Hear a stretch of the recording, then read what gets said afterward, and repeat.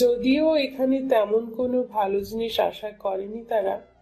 তাদের পরিকল্পনা বরিশাল সদরে ফিরে তারপর ভালো করে শপিং করবে অনুষ্ঠানের আগে। আপাতত এই দিয়ে বিবাহ অনুষ্ঠান সম্পন্ন করবে। বিকেলে সবকিছু গুছিয়ে চৌধুরী বাড়ি আর চেয়ারম্যান বাড়ির সবাই উপস্থিত হলো শাহিন আকন্দের বাড়িতে। পাত্রের সাহেবী বেশভূষা, পাত্রের মুখে স্ত্রী দেখে পাড়া প্রতিবেশী না চাইতেও হিংসা করে বসছে জান্নাতকে। মনের সুপ্ত আফসোস, পাত্রের চোখে কেন তাদের মেয়ে পড়ল না। টিনশেড ঘরটাকে সুন্দর করে সাজিয়েছে সবাই। পাত্রপক্ষকে বসতে দেওয়া হলো সামনের বারান্দায়। কালো রঙের শার্টে উজ্জ্বল শ্যামবর্ণের মুখটাকে দেখছিল প্রতিবেশী মেয়ে বউরা আড়াল আবডাল থেকে। এত সুন্দর লোকের সংসার করবে জান্নাত, যার আবার এত টাকা। অতিথিদের সাথে আলাপে ব্যস্ত জান্নাতের বাবা এবং মামারা।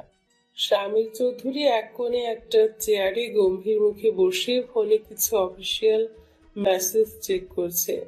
চলনে বলনে আভিজাত, গুরুগম্ভীর হাবভাব পাত্রের। খুব ব্যস্ত বাবু, তাই সবার কৌতূহল বেশি। পর্দার আড়াল থেকে জান্নাতের ছোট মামি জবা শাহিনুরকে বলল, এই ভাবি, আমি আজ দুপুরে একটা কথা শুনছি। কি? পড়শি বলছে এই ছেলে নাকি বছরে একবার হাসে, সারাদিন নাকি সবাইরে ধমকায়। বিরক্ত শাহিনুর যাকে চুপ করিয়ে দিয়ে বলল, তো সমস্যা কি?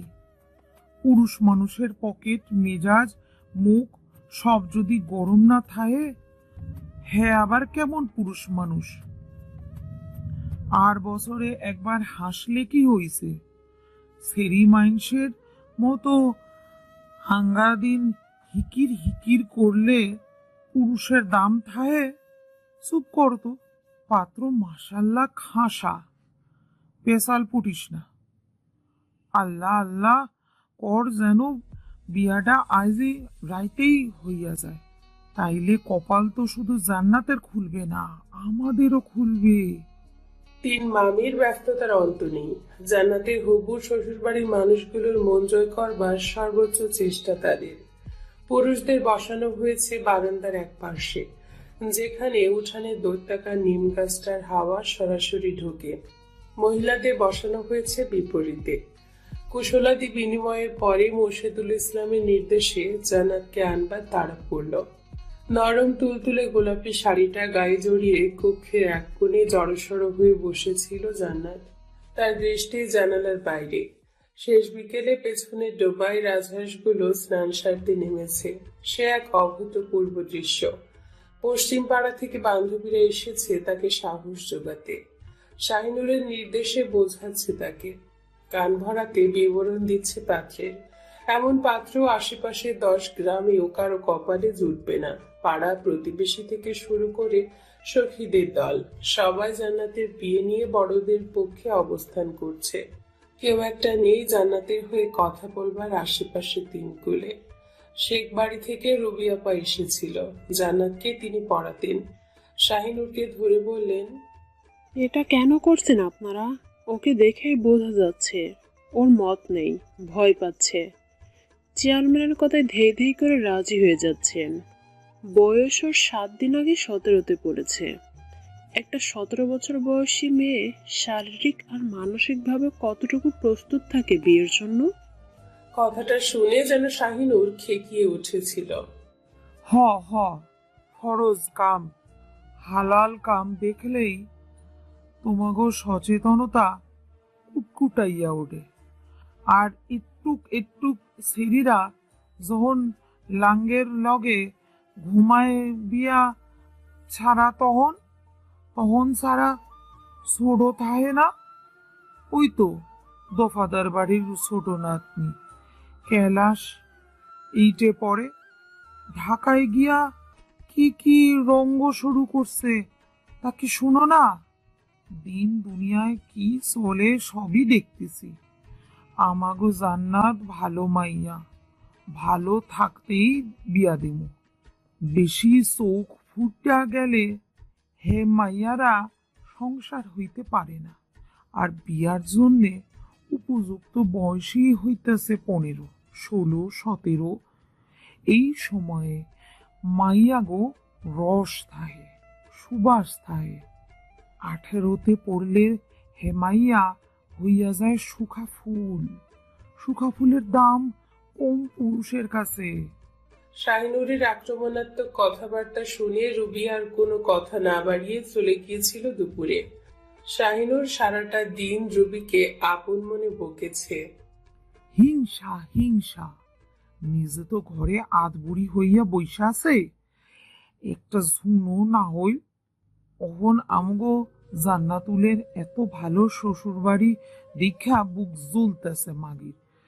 আইসে সচেতন করতে, মারাইতে, যত সব। বাইরে থেকে মোর্শেদুল ইসলাম আবারও হাত ছাড়ল। কে রে মা জান্নাত, আয় এখানে দেখ, তোকে দেখতে এসেছে কারা। শাহিনুর এসে ধরলেন জান্নাতের দুই কাঁধ। জান্নাত ক্ষণিকের জন্য মামির দিকে তাকিয়ে অভিমানে নামিয়ে নিল চোখ। শাহিনুর সামান্য হেসে বললেন, সোনা মা আমার, এত রাগ করে না, সবাই অপেক্ষা করতে আছে। শরীরে জোর নেই। মেয়েটাকে নিজের শরীরের সাথে পেঁচিয়ে ধরে নিয়ে গেলেন বারান্দায়। জবাব এসে ধরলেন। বারান্দায় আলোচনার মাঝে একটা অতি সুমিষ্ট কণ্ঠ, কম্পিত যার স্বর। বারান্দায় পা রেখে ক্ষীণ আওয়াজে সবাইকে উদ্দেশ্য করে সালাম দিতেই ফোনের স্ক্রিন থেকে মনোযোগী দৃষ্টি সরল শামির চৌধুরীর। ঘাড় বাঁকিয়ে এক ঝলক জান্নাতুলের পা থেকে মাথা দেখেই চোখ নামিয়ে বসে রইল চুপচাপ। জান্নাতুলকে বসানো হয়েছে তার হবু শ্বশুর শারাফাত চৌধুরীর পাশে। নম্রভদ্র মেয়েটি লক্ষ্মী বৌরূপী বেশ দেখা মাত্রই বিমোহিত হয় ওখানে উপস্থিত প্রত্যেকে। স্বামীরের মা রিজিয়া বণিকের মনের মধ্যে যতটুকু খচখচানি ছিল তাও দূর হলো। মেয়েটিকে তার ছেলের জন্য পছন্দ হলো দারুণ। শাড়িতে মেয়েটির রূপ খুলেছে, বউ মানুষ লাগছে, পরিপূর্ণ নারী লাগছে, মোটেই অল্প বয়সী বাচ্চা মেয়ে লাগছে না। জান্নাতকে তার শ্বশুর বাড়ির লোকের সাথে শরবত খেতে হলো। স্বামীর আরো এক পলক তাকিয়ে দেখেছে শরবতের গ্লাস ধরে রাখা গোলগাল ফর্সা হাতটা কিছুক্ষণ পর পর কাঁপছে। কথা এগুলেন মোর্শেদুল ইসলাম। জানান মা, তুই এবার ঘরে যা। ভীত হরিণী দুর্বলের মতো ধীরে ধীরে উঠে দাঁড়ায়। মুখের মলিনতাটুকু ঢাকা পড়েছে তার নিষ্পাপ রূপের ঝলকানিতে।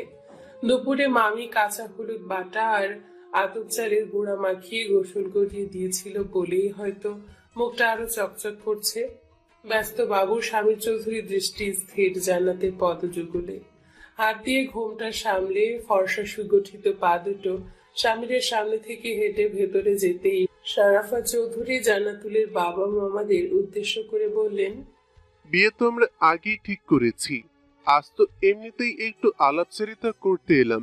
আপনার অনুমতি দিলে ছেলে মেয়ে একটু কথা বলুক আলাদা।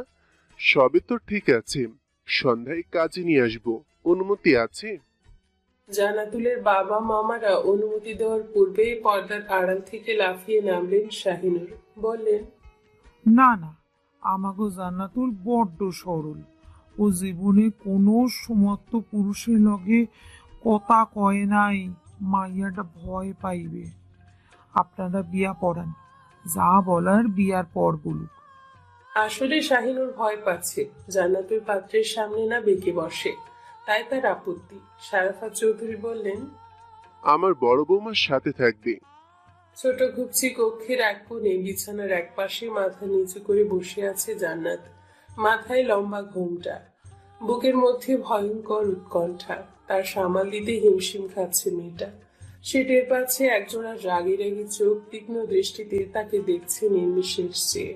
ঘরের মধ্যে সোহানাও ছিল, বসেছে জান্নাতের পাশে। স্বামীর চৌধুরী বসেছে জান্নাতের মুখোমুখি একটা চেয়ারে। সোহানা এবার জান্নাতের থুতনিতে হাত রেখে মিহি গলায় ডাকলো, জান্নাত, জি। কেউ তোমাকে জোর করেছে? জোর করে শাড়ি পরিয়েছে? স্বামীর এক দৃষ্টে নতমস্তকের দিকে চেয়ে আছে, মুখভঙ্গি গম্ভীর তার। রাগ মিশ্রিত কান্না এসে ভিড় করে দু চোখে জান্নাতের। সপ্তাদশী মাথা নিচু করে দুপাশে মাথা নাড়ে। বুঝিয়ে দেয় কেউ তাকে জোর করেনি। স্বামীরের দিকে তাকিয়ে সোহানা বলে, কিছু বলতে চাও?